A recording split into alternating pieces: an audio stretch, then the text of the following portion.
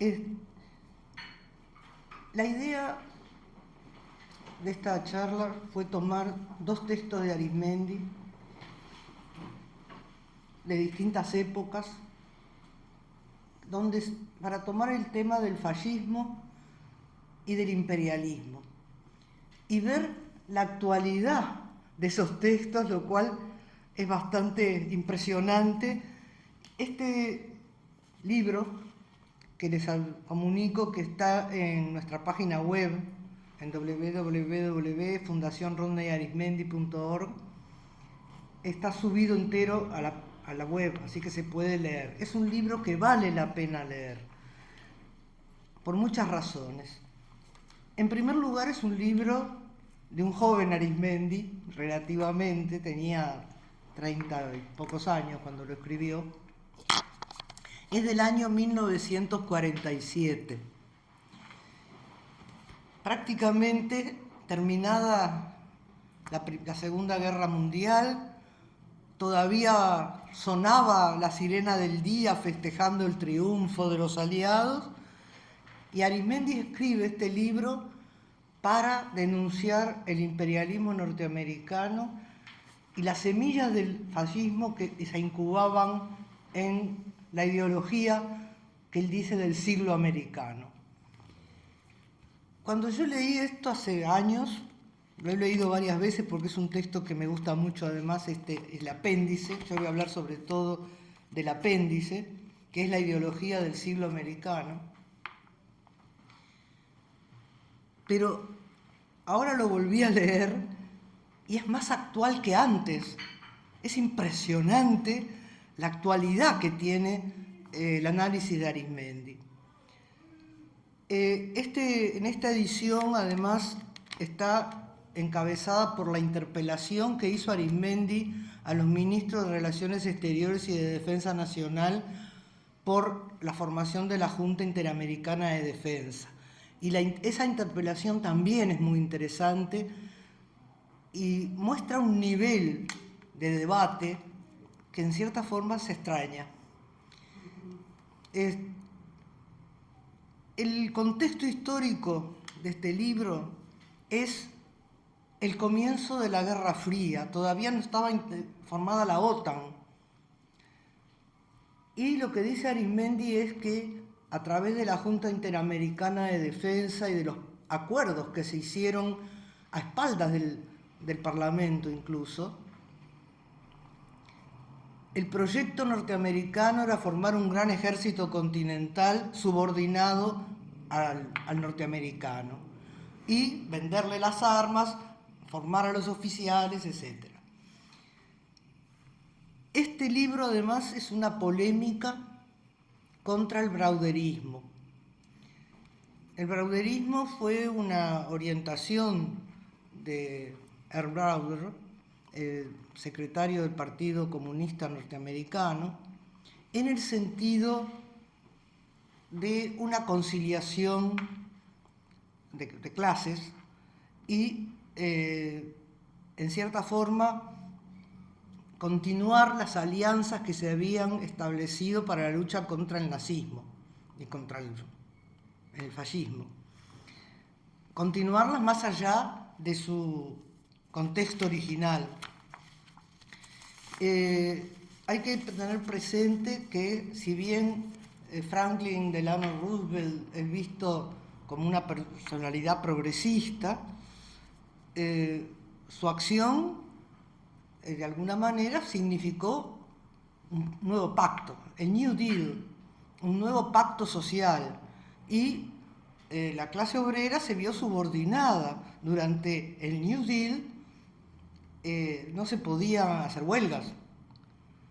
En parte era toda una política para salir de la crisis del año 30, y la clase obrera, los sindicatos estaban subordinados. Y luego el esfuerzo de guerra también significó una subordinación y una renuncia a las luchas sociales en función del esfuerzo de guerra, lo cual es lógico. Pero una vez que la guerra había terminado, no se podía continuar en esa línea. Entonces, si bien Arismendi no hace una polémica directa, hubo polémicas contra el brauderismo, Jacques Duclos en Francia, pero él no hace una polémica directa. Arismendi siempre polemiza por lo alto, demuestra la falsedad de una posición por lo alto. Entonces, en este libro sería bueno, además, en torno a esto, releer lo que escribió Lenin acerca de los compromisos. Cuando yo lo leí por primera vez, los compromisos en el sentido de compromise y no de commitment, porque en inglés se separan, son distintos. Compromise es acordar o ceder, y commitment es lo que nosotros llamamos compromiso, como adhesión y demás. En español no hay esa diferencia, por eso cuando uno dice compromiso no sabe a qué se refiere. Lenin plantea que hay que ser solidario y aliado de todo opositor a la autocracia, pero saber las contradicciones de intereses que existen con esos aliados y que en algún momento van a surgir, y los que hoy son aliados mañana pueden ser adversarios. Este tema es un tema muy profundo y quizá en una época no parecía tan actual esa polémica con el brauderismo y la conciliación de clases y la subordinación al sistema. Y hoy es mucho más actual que antes, que hace 20 años, porque estamos viviendo una circunstancia que, a mi manera de ver, está implicando esa conciliación, ese renunciamiento a las propias banderas y al propio programa. Es mi opinión, es mi manera de verlo. Pero para mí tiene más actualidad que antes, que hace 20 años o 30 años, esa polémica con el brauderismo. Es cierto que no se pueden hacer traslaciones mecánicas, estamos en otro contexto histórico, pero este libro, en la parte fundamental, en todo el libro, salvo el apéndice, es un estudio minucioso, detallado y sumamente informado sobre el imperialismo y el capital monopolista y financiero. Es todo el libro. Este es el apéndice del siglo americano, que es el que yo voy a tomar hoy. De todas maneras, estudiar este libro nos trae también elementos actuales, porque estamos viviendo en una época de amenazas bélicas. Para el capital monopolista, la paz es una tregua entre dos guerras. Hay una tendencia hacia el belicismo, y estamos viviendo una época en donde puede desatarse una tercera guerra mundial. Y cuando uno escucha a comentaristas y analistas geopolíticos, que hay muchos en streaming y todo lo demás, hay una especie de consenso de que estamos viviendo una época más peligrosa que la de la Guerra Fría, donde se está provocando en forma casi inconsciente, irresponsable, hacia una guerra global. Hay una política armamentista desatada, porque además la guerra es un gran negocio. Entonces, en países con una crisis económica como Alemania, crisis que además ellos empeoraron llevando la guerra contra Rusia y renunciando al gas ruso, en este momento se le está diciendo a Volkswagen que se reconvierta para la producción militar. Y en Estados Unidos, fábricas de Ford están reconvirtiéndose a la producción militar. Entonces, cuando se produce para la guerra, es porque se van a usar las armas. Y la guerra es un gran negocio, es el consumo destructivo por excelencia. Si volvemos a esta época, Estados Unidos superó la crisis del 30, recién cuando estalla la Segunda Guerra Mundial. Y entonces fabrica armamento para venderla a los países europeos. Y después entra en la guerra. Es decir, estamos viviendo una época muy peligrosa y yo no sé si hay conciencia de eso.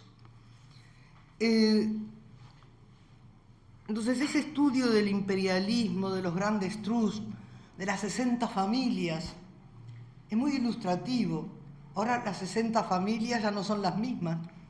Ahora tenemos al conglomerado de Silicon Valley, a los millonarios de la informática, del software, del hardware. Pero son las mismas leyendas del país de las oportunidades, de cómo el tipo que empezó fabricando algo en un garaje se hizo millonario, de la misma manera que se decía que Henry Ford había empezado vendiendo diarios y después llegó a ser Henry Ford. Es decir, hay las mismas leyendas de engrandecimiento personal, de hacerse millonario a partir de la nada, que se cultivaban con las 60 familias, ahora se cultivan con los millonarios, ultramillonarios de Silicon Valley.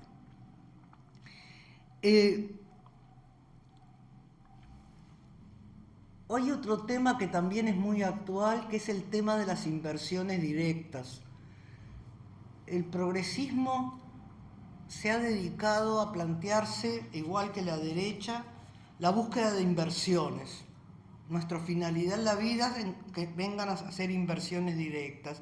Y sería muy interesante volver a leer lo que habla Arizmendi sobre el tema de las inversiones directas, cómo empresas norteamericanas vienen a invertir en nuestros países, y él dice, con esa característica muy explícita del lenguaje que tenía Arizmendi, que terminamos siendo una prolongación de los trusts, que es una política neocolonial.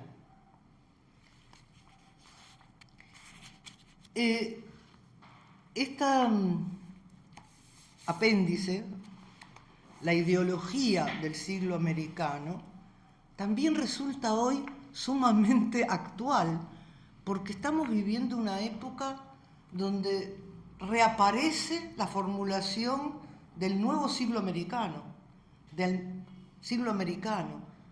Es decir, como que tratan de prepararse para un nuevo salto adelante y una nueva etapa de dominación. En esta época en que Arizmendi escribe, había también un comité que se llamaba America First. Suena, ¿no? Una especie de maga de aquella época que buscaba consagrar la hegemonía norteamericana. Y ahora se vuelve a hablar de un nuevo siglo americano hacia adelante. Ese es un ideologema que expresa muchas cosas. Arizmendi estudia en este apéndice el sustrato filosófico del fascismo histórico. Y él define el fascismo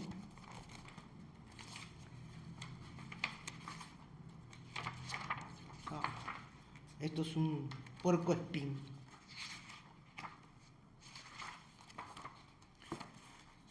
Define al fascismo, dice, el fascismo no fue una exclusividad teutona o italiana. Es la superestructura del capital imperialista y la tendencia natural de la oligarquía financiera. En épocas de declinación, en épocas de crisis, la salida del capital financiero es el fascismo. Hay un libro muy lindo de Perry Anderson sobre el absolutismo, que él dice que el absolutismo fue al sistema feudal lo que el fascismo al capitalismo.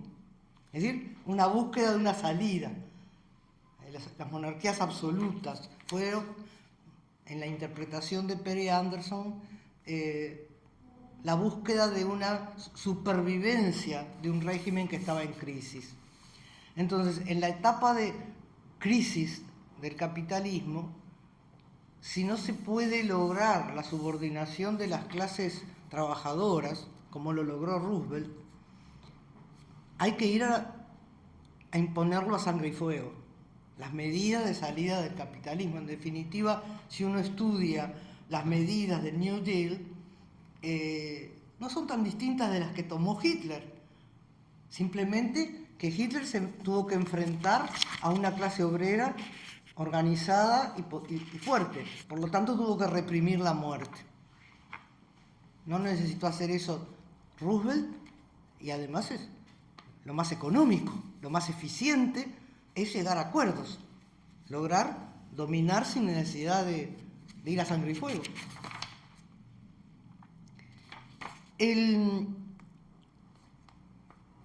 Y Arizmendi habla de algo que también es sumamente actual, de la prensa, de los grandes monopolios que dominaban la prensa, y él los llama fabricantes de opinión. Y eso es una cosa que hay que tener muy presente. Cómo se imponen determinadas ideas, cómo se imponen determinadas opiniones, cómo se logra hegemonizar las conciencias a través de la prensa, a través de la educación, a través de un discurso reiterado. Cómo se puede moldear la opinión, construir opinión, sobre lo cual escribió mucho Noam Chomsky.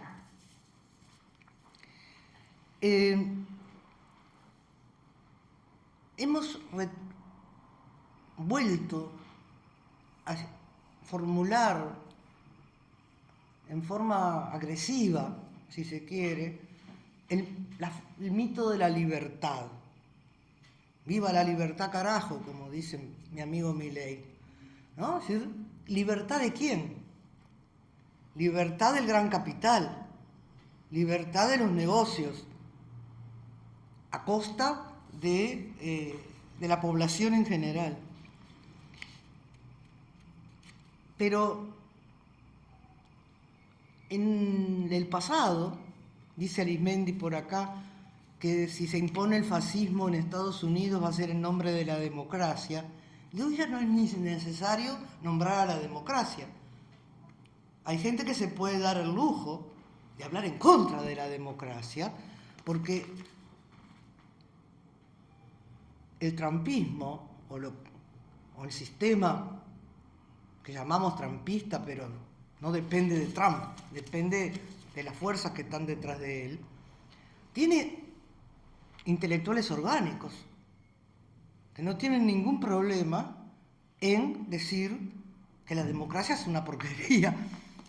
Por ejemplo, uno de los intelectuales orgánicos de esta etapa es Curtis Yarvin, y es un defensor de la monarquía, no de la monarquía como en Inglaterra, sino que él dice la energía monárquica, la energía que proviene de un único punto puede ser eficaz. Una especie de neomonarquía. Es una posición abiertamente reaccionaria. En su concepto, la izquierda es un cáncer, es una enfermedad, es una serpiente.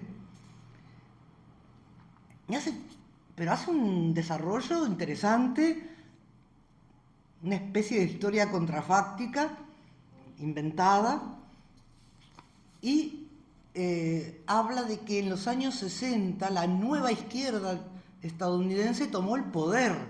Es absolutamente demencial, pero él plantea todo un relato histórico adaptado a sus fines. Entonces, él dice que no importa que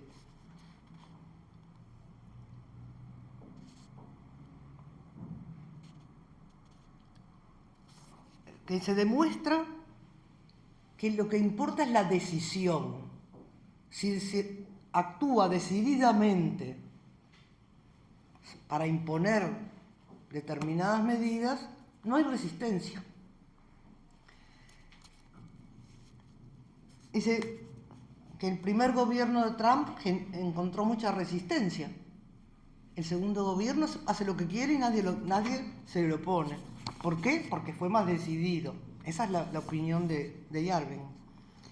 Y para él, esto es una cosa muy interesante sobre lo cual yo creo que habría que reflexionar.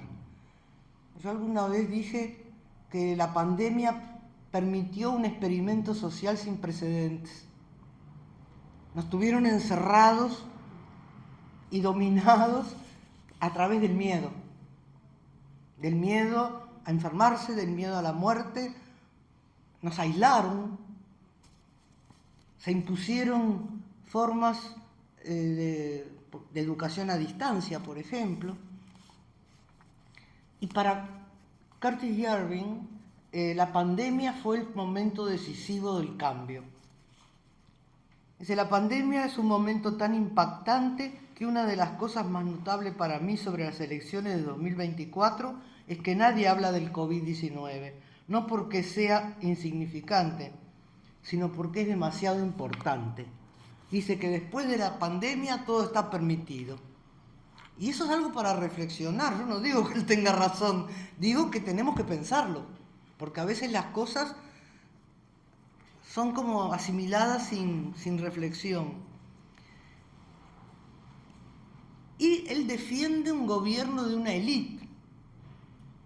Dice, no solo la élite tiene derecho a gobernar, tiene la obligación de hacerlo, porque es la única que puede tener esa energía monárquica, esa energía desde un solo punto, para imponerla. Entonces, todo esto son nuevas ideas que a veces no se toman en cuenta y que son impuestas en forma solapada, impregnan desde los medios, desde las redes sociales, desde muchos lugares. Uno de los temas que plantea Arizmendi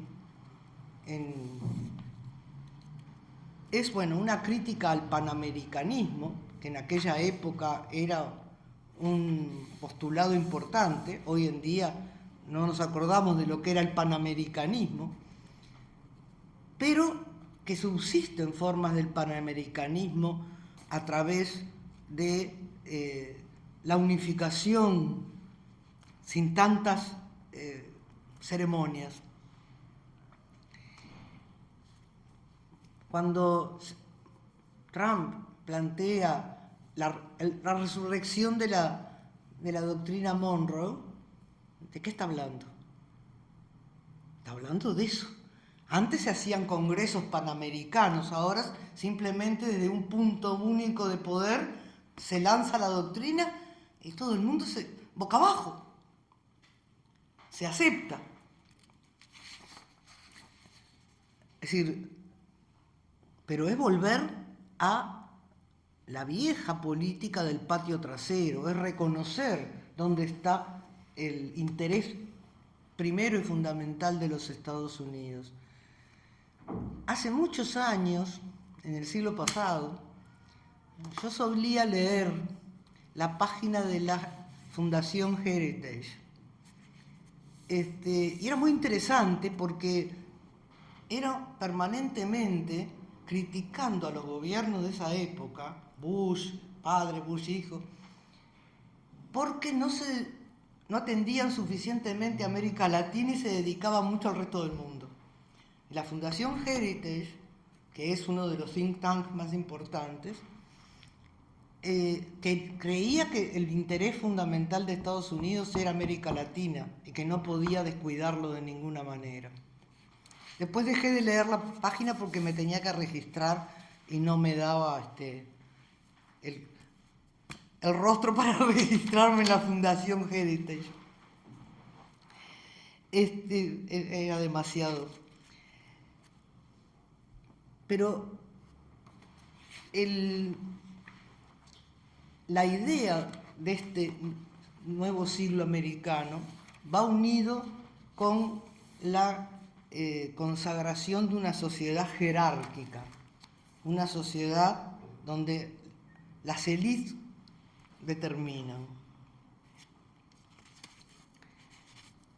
Dice, la llamada iniciativa privada define hoy en términos caducos la filosofía de fuerza y la política de poder de las corporaciones monstruosas en la pugna selvática cuyo escenario es el mundo.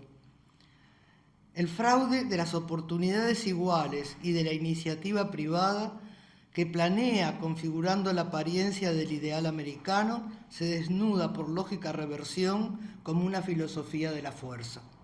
Digo, Arismendi es muy contundente en su planteo.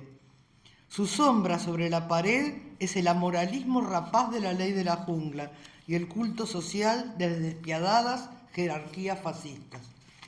Este ideal de una sociedad jerárquica reaparece en esta época y es formulado sin tapujos por Curtis Yarvin y también por Axel Karp, el CEO de Palantir, que produjo una especie de manifiesto de la empresa. Es bastante raro que un CEO a nombre de una empresa produzca un documento de orden político-filosófico. Sin embargo, lo hizo. Son 22 puntos que están en internet, se pueden bajar. No se los voy a leer los 22 puntos, pero es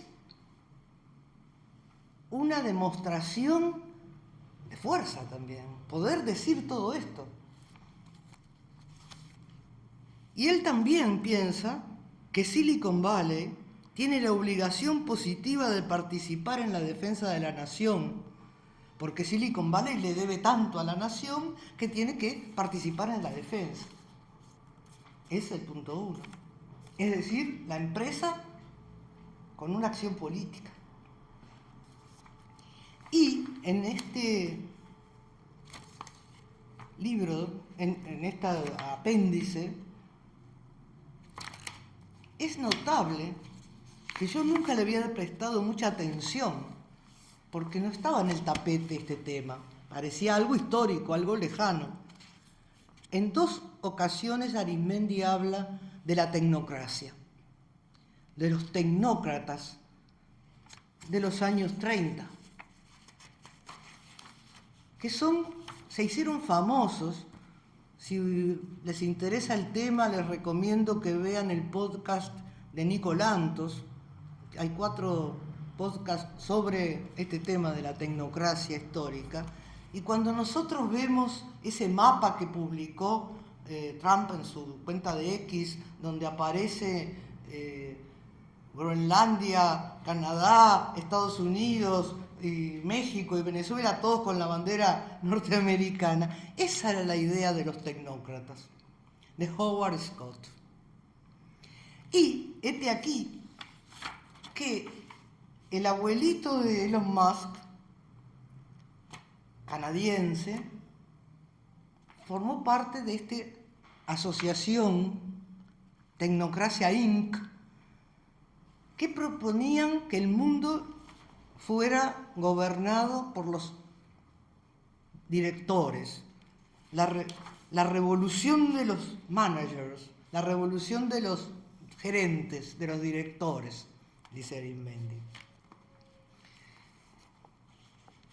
Y eso, que uno lo leía hace años como un hecho histórico, lejano, ahora está actualizado, porque son estas ideas que expresa Alex, Allskamp, las que expresa Peter Thiel, las que expresa Elon Musk, los técnicos, los expertos a gobernar el mundo. Dice, ¿quiénes son los directores? Porque esta idea del gobierno de la tecnocracia de los años 30, que fue prohibida en Canadá por fascista, es decir, cuando empieza la guerra son prohibidos, y el abuelito de Elon Musk, ¿a dónde se fue? A Sudáfrica, a la Sudáfrica del apartheid. Y hay todo una especie de vínculo raro, de lazo, con la Sudáfrica del apartheid, que también la familia de Peter Thiel, de Palantir, vivió y trabajó en la Sudáfrica del apartheid. Trabajó como, por supuesto, un explotador de las razas inferiores. Y este tema, el racismo, que está implícito, y Arismendi lo señala reiteradas veces, reaparece en estos 22 puntos del manifiesto de Palantir. Habla de civilizaciones o culturas inferiores, civilizaciones fallidas que no tienen razón de ser, y habla de que Estados Unidos tiene que dominarlas a todas.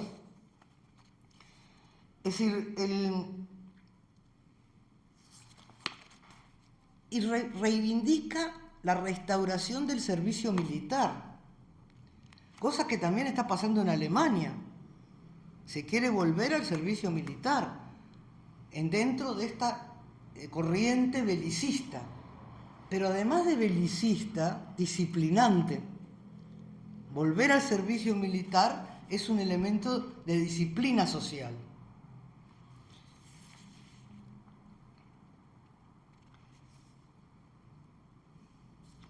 Por supuesto que Palantir se ofrece para la guerra exterior y también para la vigilancia interior. ¿A través de qué? El software. Dice que la época de la guerra atómica ha pasado y que ahora la guerra se hace con la inteligencia artificial. Y listo. Dice, la era atómica llega a su fin. Una era de disuasión, la era atómica llega a su fin, y una nueva era de disuasión basada en la inteligencia artificial está a punto de comenzar. Por supuesto que ellos son los que pueden proporcionar esa arma, la inteligencia artificial. Y estas grandes empresas, estos grandes monopolios que descartan al Estado, que están en contra del Estado, nacieron y crecieron no en el garaje de la casa, sino financiados por organismos estatales. Palantir fue financiado por la CIA, por una empresa de capital de riesgo, de inversiones de riesgo de la CIA. Ese fue el origen de la financiación de Palantir. Y trabajaron con los analistas de la CIA directamente, desarrollando la inteligencia artificial. Entonces, ese episodio histórico del Arismendi habla bastante, y uno de repente nunca le había prestado la atención debida. Hoy resucita, hoy tiene más actualidad que hace 20, 30 años. Esta idea de la tecnocracia. Y entonces ya no serían estados nacionales, sino que serían tecnatos le dicen. ¿Sí? Gobernados por los managers, por los directores, por los CEO, que son los que son expertos, los que saben, los empresarios. Y sería en la organización que había formado esta, que se llamaba Inc., Tecnocracia Inc., estaba prohibido que se afiliaran o se asociaran políticos o alguien que tuviera relación con la política. Era extrapolítico. Pero la idea era liquidar los estados, sustituirlos por los tecnatos.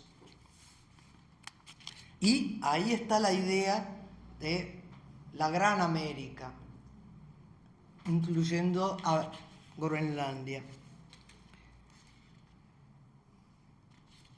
Otra cosa que señala Arizmendi es el biologicismo en todo este pensamiento. Y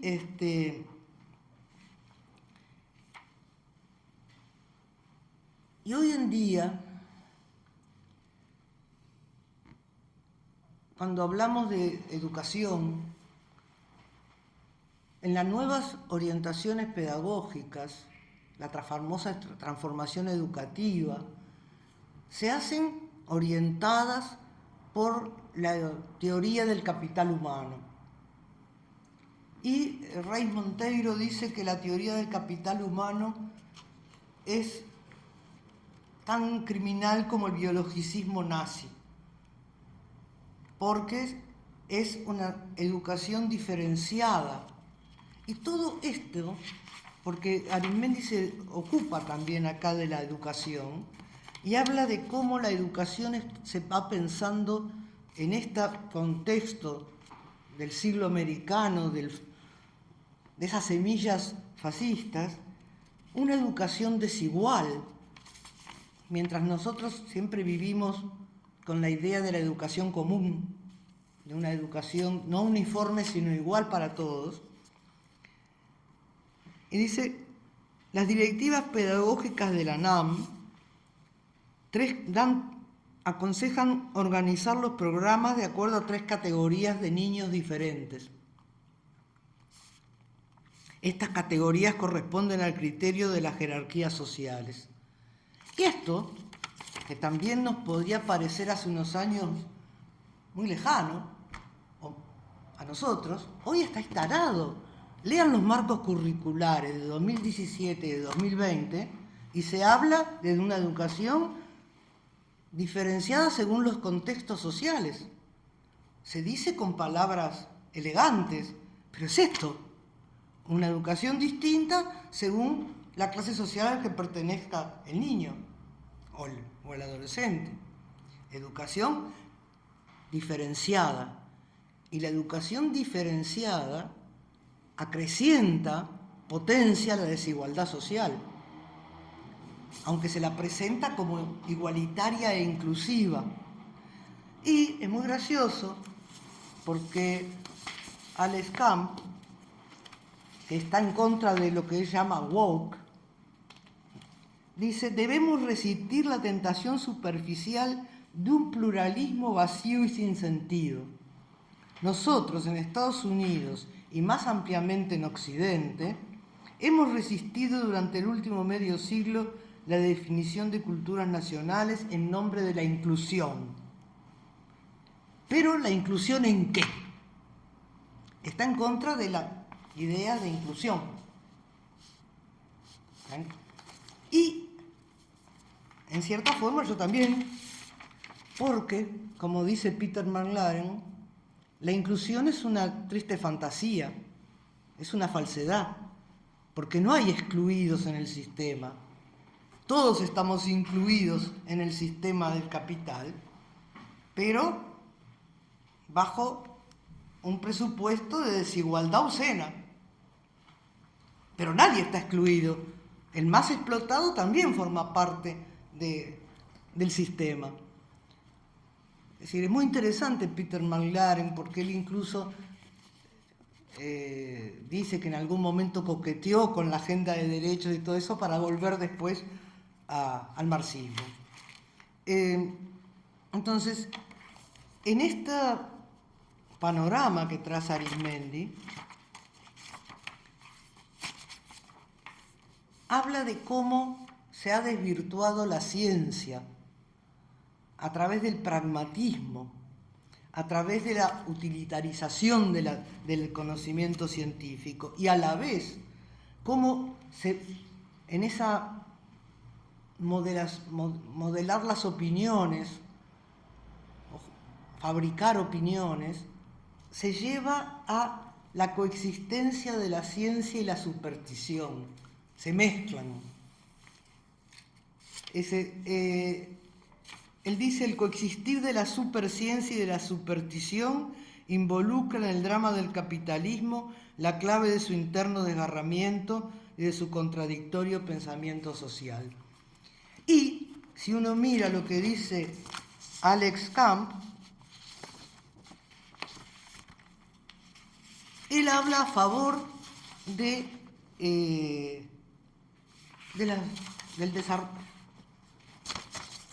retroceso de la secularización. Él habla contra la secularización. Dice, la intolerancia hacia las creencias religiosas, omnipresente en ciertos círculos, debe combatirse. Hay que favorecer el desarrollo de las creencias religiosas y está en contra de la secularización. Lamento de recordar una otra cita, de decir que nos fuimos de mambo con el laicismo. Es peligrosísimo. Y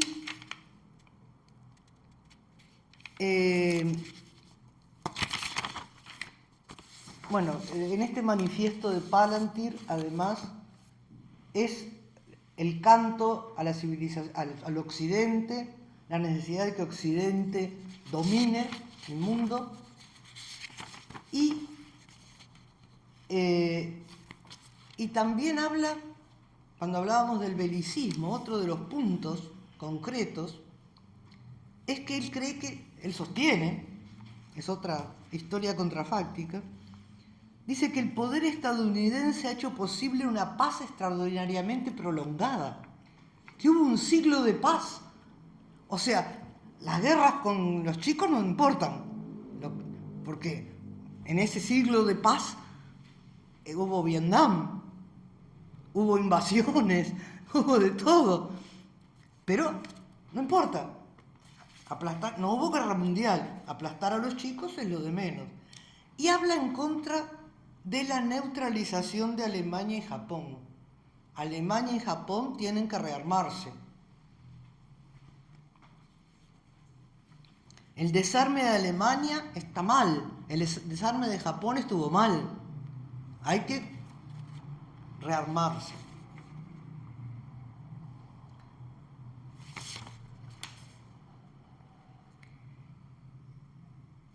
Y de la misma manera hay un